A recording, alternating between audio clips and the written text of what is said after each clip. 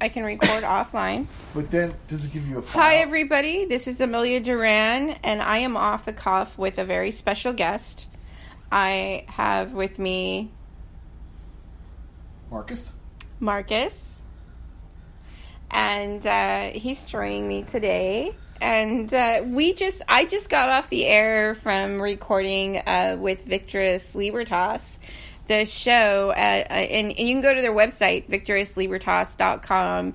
And my friend Marcus is here with me, and I just did a live show with them. And welcome to the Porthole to Justice. Yeah, thanks for having me. I just wanted to talk about a couple topics and just kind of off the cuff it, and we'll see how that's fine. That's what we are. Together it is or not. But I think that there's some things, listening to some of your other shows, that we should lay some principles and groundwork. And one way to call it would be to call it sympathetic magic. Another way to call it, it's all having to do with frequency and resonance and all of this stuff. And there's this principle that happens. It happens in physics, and the dark arts take advantage of it.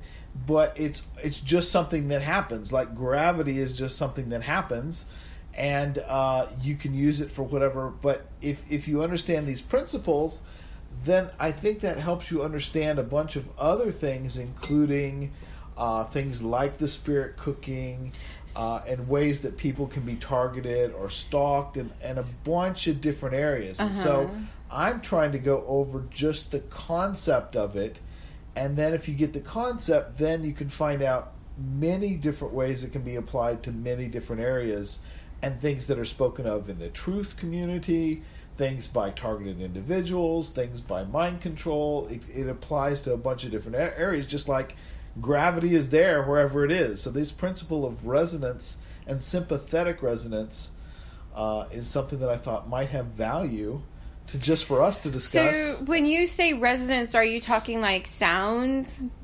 music? Yeah, so I'm talking about resonance, and so it can have to do with sound, it can have to do with water, it can have to do with tsunamis, it can have to do with particle physics, it can have to do... That's why I want people to just get the actual concept of sympathetic resonance, because it's what happens, and it can be applied in so many different ways, and understanding there's ways that it can be used against you. So let's start off with the concept of what it is. Okay. By the way, I want to interject something, if you don't mind. That's why we're talking face to face. All right. It's Porthole to Justice, Window to the Truth. And we are recording. We're not live, folks, so I'm not doing the live chat, and I can erase this and re-record it too. So sure. Just so you know, so maybe it helps you to, Sure, and I've got the concept of it. I'm going to try to articulate it and what's called distinguish it here in this conversation. It's not something that I've made extensive notes on. It's just that something that I had, some people help me learn, both doctors, physicists, and other people, and put it together, and it applies to so many different things. Yeah. So first, let's start out with a prayer. How's that? Okay. That's great. Okay. All right. Dear Heavenly Father, we just ask that your will be done in this conversation, that whatever needs to get said would be said the right way, that your Spirit would anoint it for understanding, that everything would be used here for your kingdom and your purposes and your will, and help use us both as vessels that have our own individual experiences and our own individual ways of talking about things and verbalizing things, and help us to do this in the way that's going to benefit people the most. This is what it's all about, helping your people know how to live more on point for the assignments that you have for them in the kingdom of God.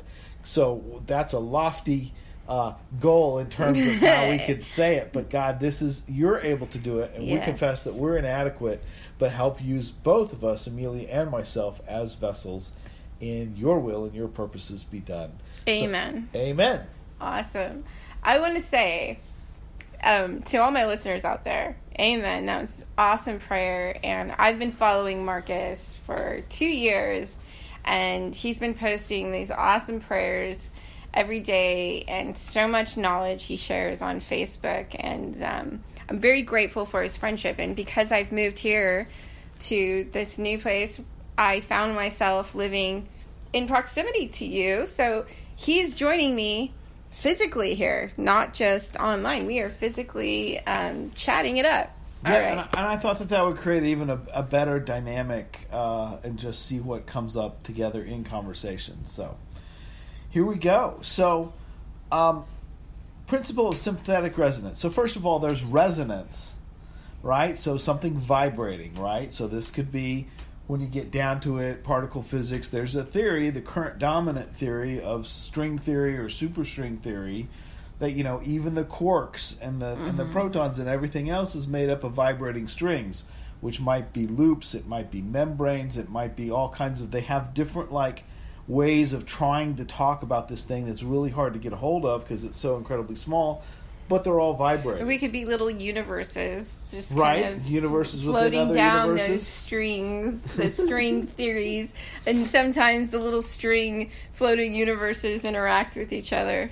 It's kind of like oftentimes the strings are kind of described as like little loops, little circlets that are quivering and things like this.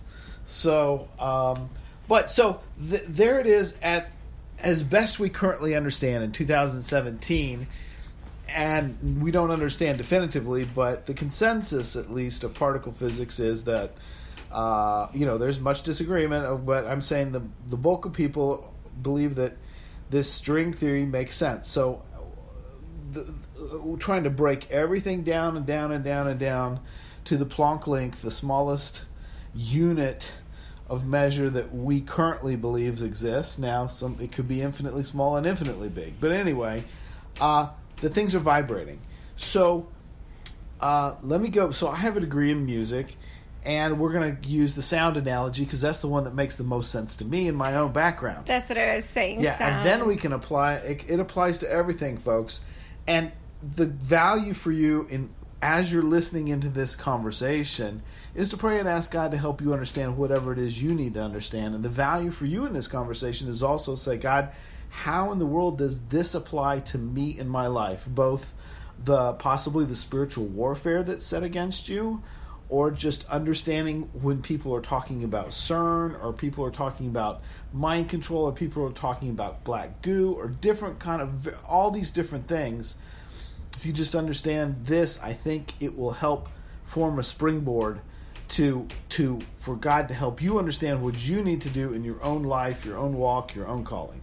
So back to sound, right? If you hold the damper pedal down, which means that there's not felts on the strings to mute the strings and keep them from vibrating. So if you pluck a string or hit it with a felt hammer, as in the case of a piano, could be anything, guitar, anything, any kind of string, then it vibrates, right? And we have acoustic equations that tell us exactly how it's going to vibrate. It depends on the length of the string, the mass of the string, and the tension on the string. So that determines the pitch, aka the frequency at which that string vibrates. Okay, very, very elementary. So you increase the mass of it, a heavier string is going to vibrate slower, a lower frequency. You increase the tension on it. Or like on a guitar, there's like thinner strings, you tune it. And there's thicker, Yes. there's thicker strings. The thicker ones are the lower notes, the thinner ones are the higher notes. Yeah. So that's just very basic stuff. And I think we've probably all seen those videos on YouTube or wherever it is where you have a plate. It could be a square plate, circular plate, or whatever. And they vibrate that plate and they pour something. Usually it's a black plate and they pour some white sand on it or some salt on it. And so there's little particles dancing on the plate that are jumping up and down as it vibrates. Sometimes they form a and once it gets to a certain frequency, they lock in to a configuration. Yeah. And that has what's called to do with there's node points and antinodes. So that the sand in those videos is going to grab. I'm trying to think of his name, Akimoto or Moto. He did that study with the water. Yeah. Freezing the drops of That's water. That's different, though. With different attitudes and intentions and different emotions and stuff like that. This is just the principle of things vibrating. So the sand is going to go to the I think it's antinode. I could have that backwards possibly. So, but it can be proven. This can be proven using many different methods. It's happening all over us, yeah. right? It's happening in the air around us. It's happening in the earth beneath us. There's shock waves generated by earthquakes. Everything, right? Mm-hmm. So everything resonates at something. So, for example, buildings are built in certain ways now that do not resonate with the frequencies known to be generated by most earthquakes. So, but let's talk about the principle of sympathetic resonance. We'll go back to this piano string, for example. If you hit just middle C and you take the damper pedal off, so there's nothing restricting all the strings. There's 88 different keys on a full-size piano, for example. 6 strings on a guitar. It doesn't matter what it is. The C an octave up from that. Let's say it's middle C. I forget what middle C is actually. Maybe it's 533 hertz. I could be wrong. But like concert A is 440, for example.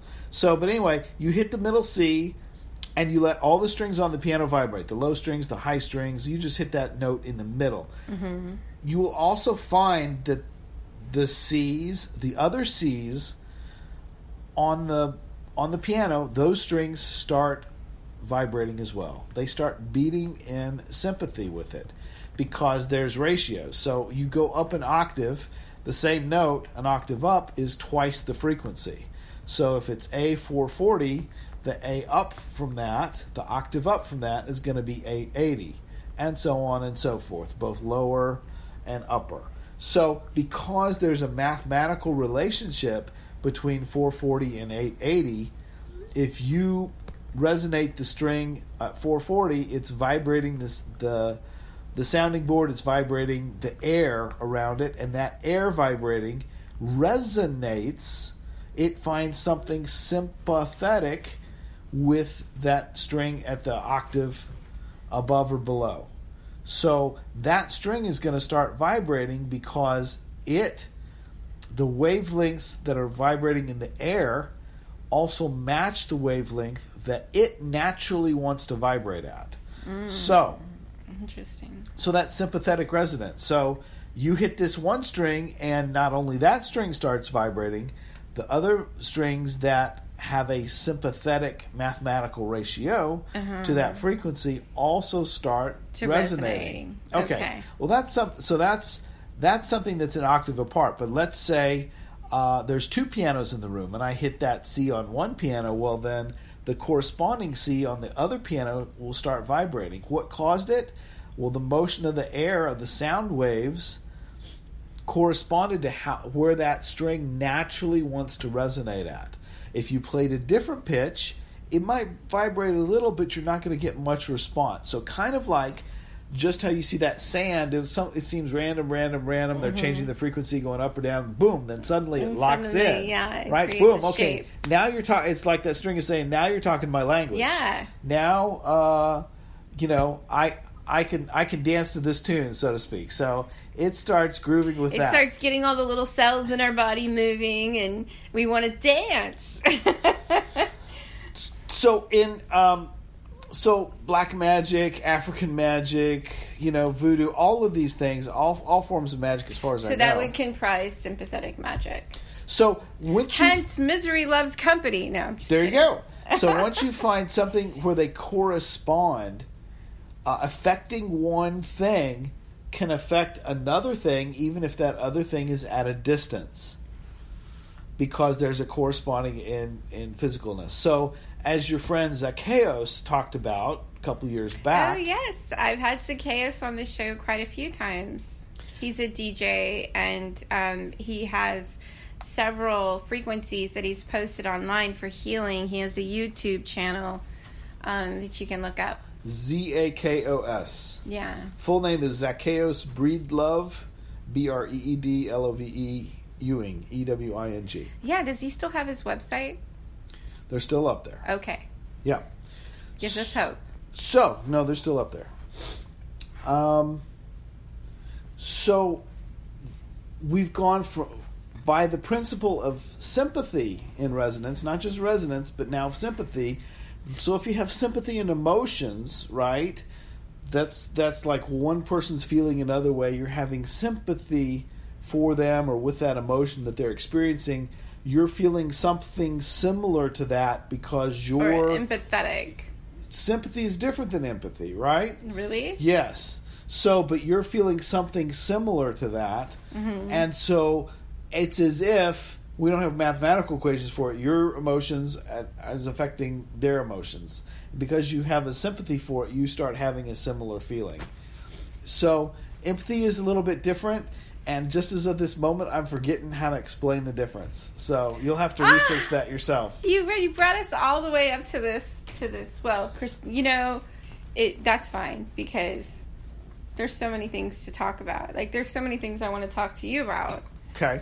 And I just myself drew a blank. What is it? Let's go into how Zacchaeus also told us some of how this works in terms of black magic or being attacked. So if you have a witch that's against you and they go out into your trash and they want to sort through your trash and find out what, what's in your trash. That's so creepy. Right? So let's find out, there's some orange peels in your trash. Mm-hmm. Right? Well, chances are that means that you've peeled an orange and you've probably eaten an orange, right?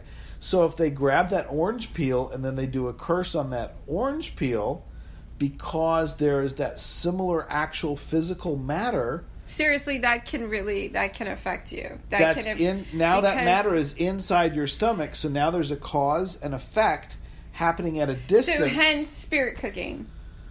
So, and then now you're leaping several steps ahead to even more complicated analogy. I'm but sorry, yes, that's where we're going. That's where we're going. You're building it up. You're building it up so the layman will understand what I've been trying to say on my show. Yes, and I thought maybe if we talked about it when we started I see. Okay. Yeah. Okay. So, if you put a curse on that orange peel with the intent to curse the person, it could be, and there's different kinds of magic, but in sympathetic magic, a demon is sent out to find a resonance of that, and it finds that resonance of that inside the person that is to be cursed. And we all have a unique DNA code. And again, you're so smart, you're skipping ahead. I love it. But yes. So the ultimate thing that defines you as an individual is going to be your DNA. It's even more specific than your fingerprints and retinal scans and all of this stuff, even though that is unique. So, jumping ahead, right, how Nephilim hunt people down and track them and kill them is by the principle of sympathetic resonance. In this case, through detecting the DNA and you're finding a match. Mm-hmm. So in the same way that and since they've technology has brought us to this precipice where they actually have weaponized witchcraft and they've honed it as a tool, then they no longer need chips or GPS or any of that to track an individual. Am I correct?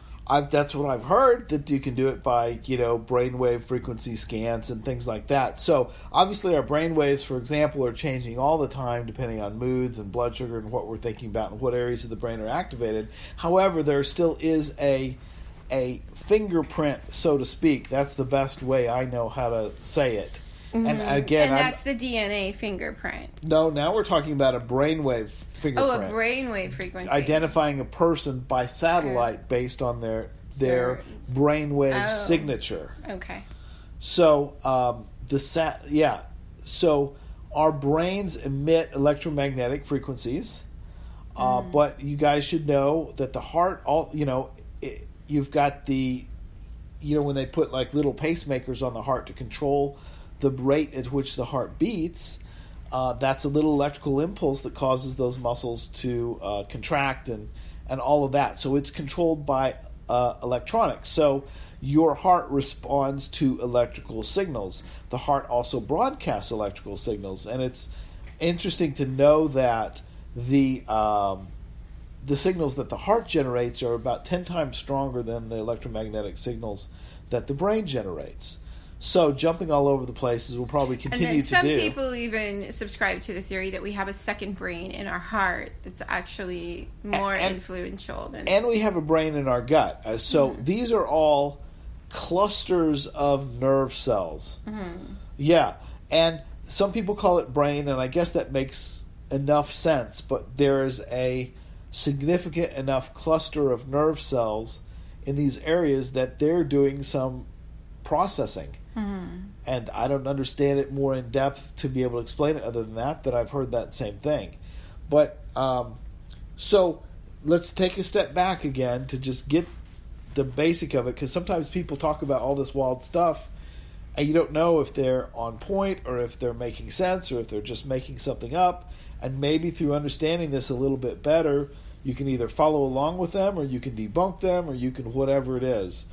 So if you want to detect, let's say we're in the dark, and we're trying to detect, is there just one piano in this room or are there many pianos in this room, right? You're going to hit a note on that piano and see if any other notes start sounding elsewhere in the room, right?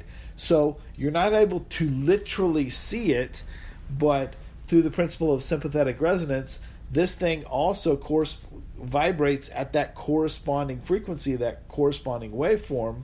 So it's going to start vibrating in response to its equal. It's similar. They're sympathetic enough. Or there's a tone.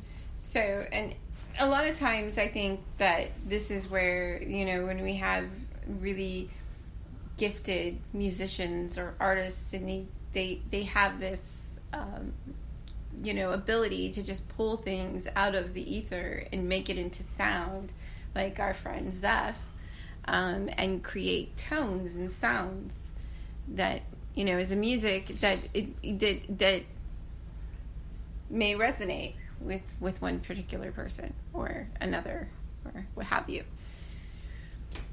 Right. I mean, and it talks about, music being, let's say, the universal language or something like that. Yeah. It's interesting. On one hand, it's the most abstract form of art there is. On the other hand, it's done usually with the most concrete physical actions, beating on a drum, plucking a string, whatever it is. And I would venture to say that it's probably one of the most powerful.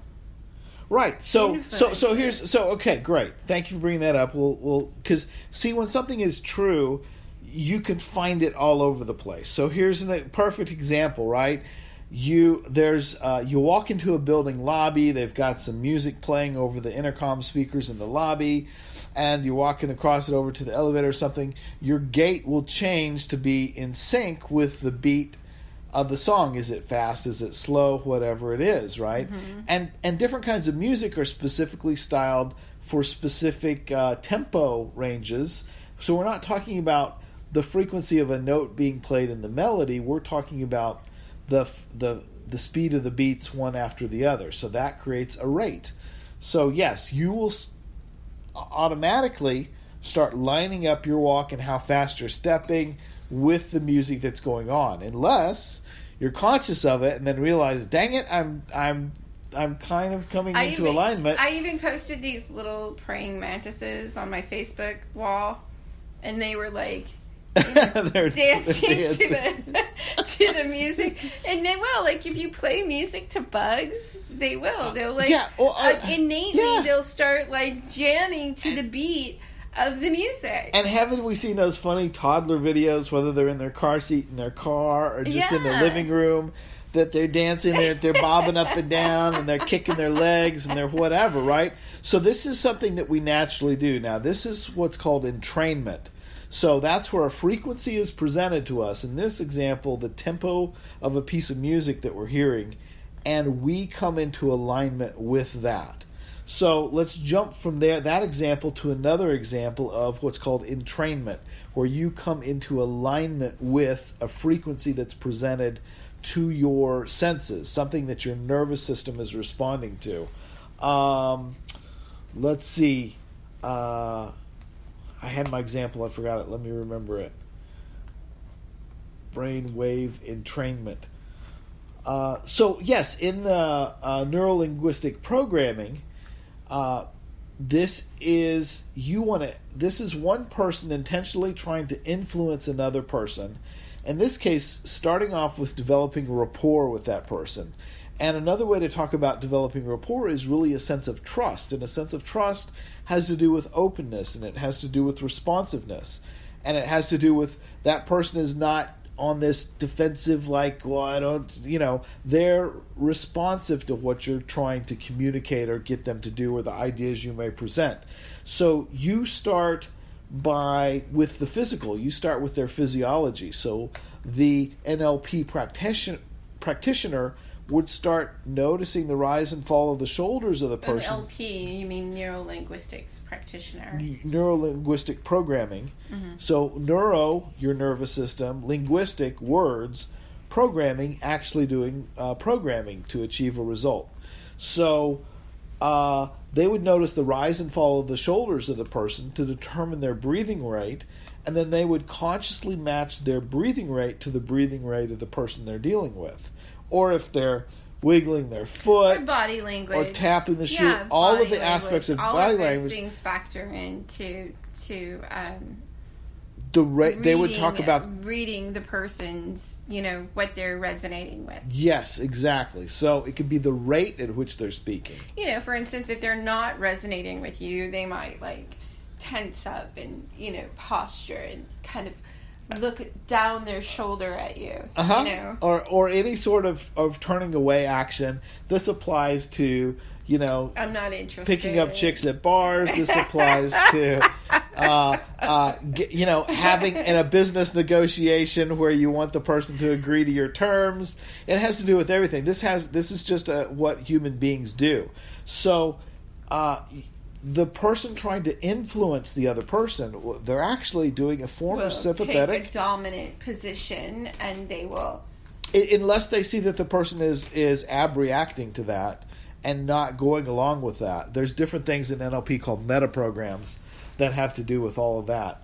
But I'm trying to still build the case on sympathetic resonance so that you can find that and apply that to whatever areas of life you're dealing with. So the person will match their breathing, they will match their kind of tonality. Have you ever had somebody where you get this phone call from, maybe it's a sales call, maybe it's from your insurance company, maybe it's whatever it is, but there's immediate mismatch between you and that person on the phone. You don't even know that person, and they could be like, well, howdy, yeah, kind of thing. Or they could be like really hyper, super excited, cheerleader, now everything's great and awesome, Or they could be communicating something really, really important because the way that they communicated, they were really hyper and it's really important. Exactly. It just totally goes over your head that it's even an emergency and you don't even take it seriously at all. Exactly. So there's a mismatch at the rate, and that has to do with whether you're in a visual or kinesthetic or auditory, things like that. This is stuff that NLP talks about.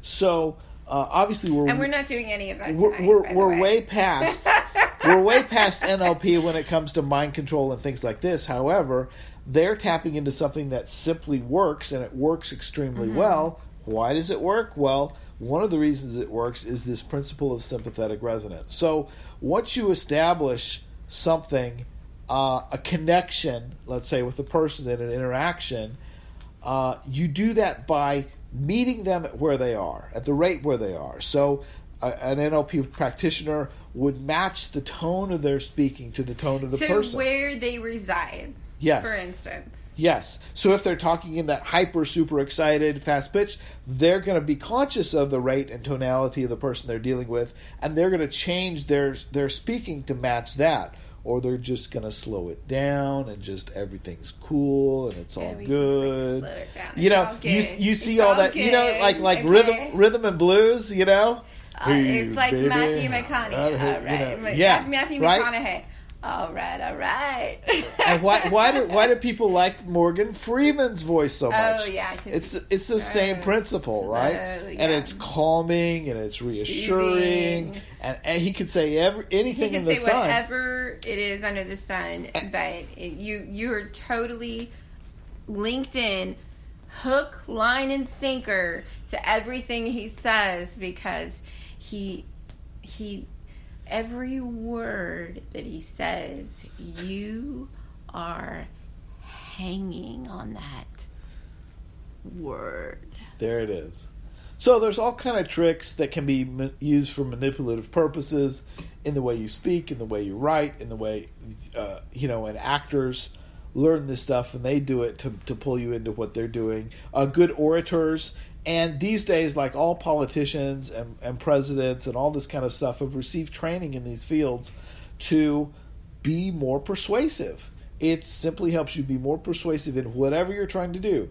Be it good, be it bad, be it nefarious, be it manipulative. Why?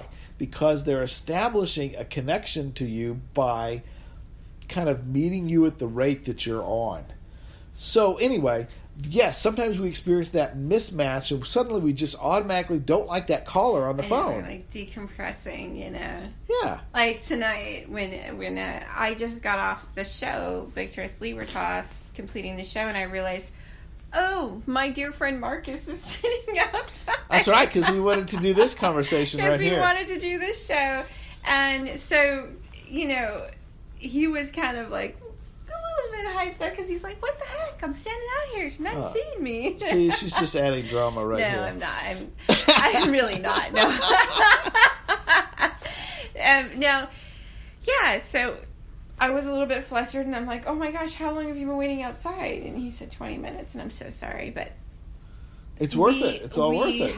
We acclimating, and now I think we're resonating a little bit. Woohoo! Yeah. So, yes, it has to do with anything in terms of, like, laws of attraction. I don't mean, like, The Secret, although there is stuff in that. But I'm talking about, male-female attraction and stuff. If you look at it and look at body language, and you'll have hypnotists that talk about this, you'll have all kinds of people that talk about this. These same principles exhibit themselves over and over and over again because here's the key. Here's the key, okay? People are looking for somebody that shares their view of the world. In other words, your nervous system is looking out there into the world around you, actually not for something else, but for itself. Or whatever you've been exposed to in your condition you or conditioned you throughout your life. So whether it was a father figure or a mother figure that you fell in love with, or exactly, those are things that you're going to resonate towards, or exactly people that have those similarities. That's what you're going to resonate towards. Exactly. So back to Zacchaeus. I mean, it could be anything: orange peels. A can of tuna or something like that. So you see, right? It could be the smell of camera developing formula. What is that? Film chemicals, film processing chemicals, film or printing chemicals. Well, see, and that's the whole thing of it. Any kind of association. So your nervous system could form association with anything. But that's a whole nother conversation, but it is obviously connected and related. And smell is a strong link, right? Yes. And these things are like automatically happening to you unless you're not consciously self-aware and noticing how your body's responding to something. You're just going to fall in line with whatever the mood of that song is. All of these sort of things. And every room that you walk into, every color schemes, the color schemes, everything are geared towards everything that you experience, like, in your doctor's office, or let's say your dancing school, or you're going to your therapist's office. Everything is right down to the smells and the colors and the artwork and the images that are portrayed are there to influence, correct? Right, so there's different frequencies and these all have an effect on us. So, but what I want people to know is, how you can use it to have a better life. And a lot of that has to do with not getting automatically derailed or taken in directions you don't want to go. I want people to have some awareness of frequency and how principle of resonance works, so they can be self-aware and then be proactive in taking action instead of just merely reacting and falling in line with it. So you want to empower people with information so that they don't just become the subject or be influenced by this so easily. Right.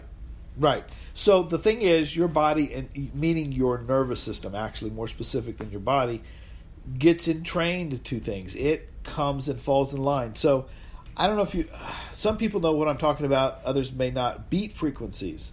When you have two frequencies that are close to each other but not quite the same thing, a third frequency is developed, and the more something get it. If you're trying to tune one note on a guitar to another, and you're trying to get them to match up, when you get close, you start experiencing what's called a beat frequency. And if you guys want to, interesting, I didn't know that. You can just look it up on YouTube or something if you want to try to hear it and experience what we're talking about here. So, for example, beat frequencies is how you can do voice to skull.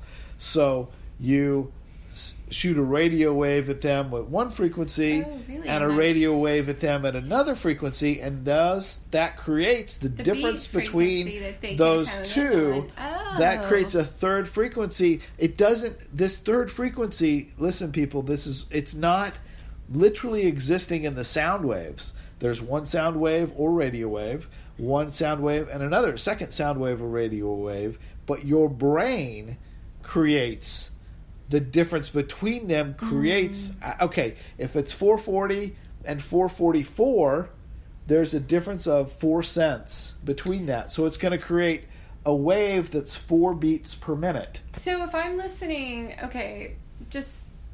might be a stupid question, right? But if I'm listening to music that doesn't necessarily resonate with me, would my body acclimate and create that third frequency? Kind of like... No, so we're talking about two specific frequencies. No, but I mean, is it something that we have control over? Like, could I say, no, I just don't like that music and not resonate with it? Or is that innate reaction where you're... Yeah, so this is again, it's your nervous system that's responding to this. So your nervous system is not quite the same thing as saying your conscious mind. So your nervous system is automatically going to start falling in line with something. And this is why I'm talking about it, so people can be conscious. So you would have to first of all, become conscious of, wait a second, I'm suddenly walking in sync with the beat of this song, let's say, and I want to or I don't want to. And then you would have to take action to desynchronize yourself from that, to not be sympathetic to it.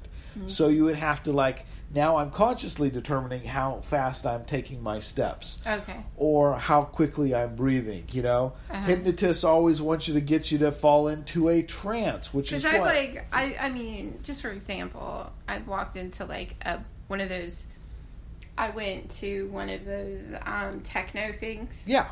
When I was younger, And I just was looking around, and I'm like, well, I just wasn't feeling it. I don't know what it was, but it wasn't like I just went to experience to go see what all the hype was, And there was a lot of people just going to this exactly. beat over and over and over again, and I'm like, this is boring.